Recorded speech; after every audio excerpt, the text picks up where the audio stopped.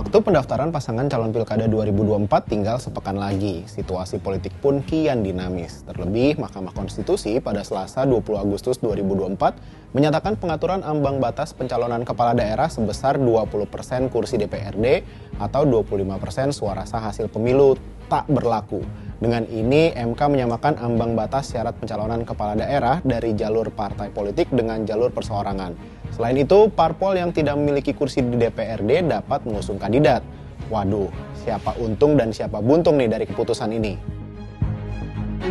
Putusan yang dibacakan Hakim MK ini mengabulkan sebagian gugatan perkara nomor 60/PUU 22 Romawi 2024 yang diajukan Partai Buruh dan Partai Gelora. Putusan ini diwarnai dengan dissenting opinion atau pendapat berbeda dari Hakim Konstitusi Guntur Hamzah dan concurring opinion atau alasan berbeda dari Hakim Konstitusi Daniel Yusmik-P. Fuk.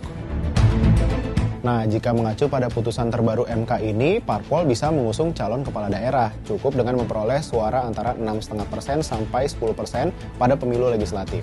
Syarat persentase ini bervariasi mengacu pada jumlah penduduk di DPT setiap provinsi. Makin banyak DPT, persentase dukungan makin tinggi. Salah satu yang menjadi sorotan dalam pilkada adalah Pilgub Jakarta. Sehari sebelumnya, Koalisi Indonesia Maju Plus memborong hampir semua partai politik untuk mengusung Ridwan Kamil dan Suswono.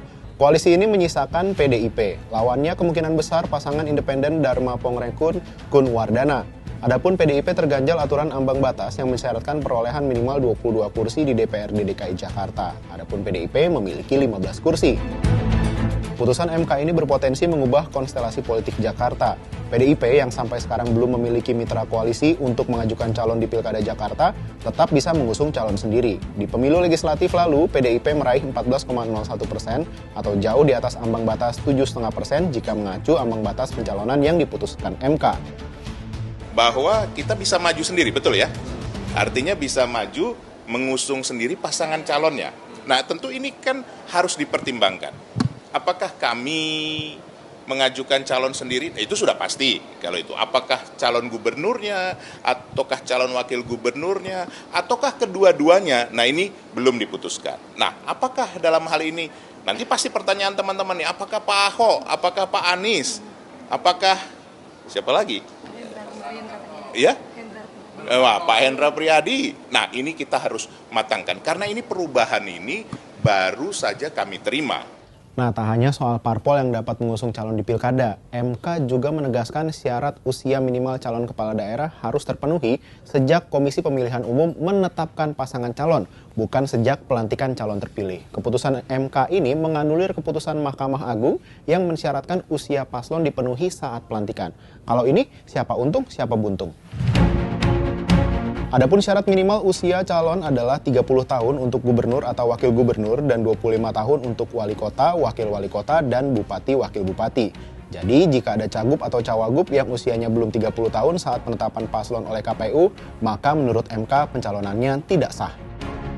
Putusan MA tersebut menimbulkan beragam spekulasi, salah satunya sebagai karpet merah bagi putra bungsu Presiden Joko Widodo, Kaesang Pangarep, untuk bisa maju di Pilkada 2024. Kaesang yang lahir 25 Desember 1994 bakal berusia 30 tahun saat pelantikan gubernur wakil gubernur 7 Februari 2025. Namun usianya belum cukup saat penetapan pasangan calon pada 22 September 2024. Padahal namanya santer disebut di Pilkada Jakarta atau Jawa Tengah. Kini dengan adanya putusan MK yang bersifat final dan mengikat terkait batas usia calon kepala daerah, tertutup sudah peluang Kaesang untuk bisa maju di Pilkada serentak November mendatang. Tentunya dengan catatan tidak ada perubahan mendadak lagi. Dengan begitu, parpol-parpol yang sebelumnya sudah menjagokan Kaesang untuk maju di Pilkada serentak, nampaknya harus mencari strategi baru untuk mengusung calon yang baru juga. Apakah dinamika politik akan berubah lagi? Sampai jumpa di Bahas Peristiwa berikutnya.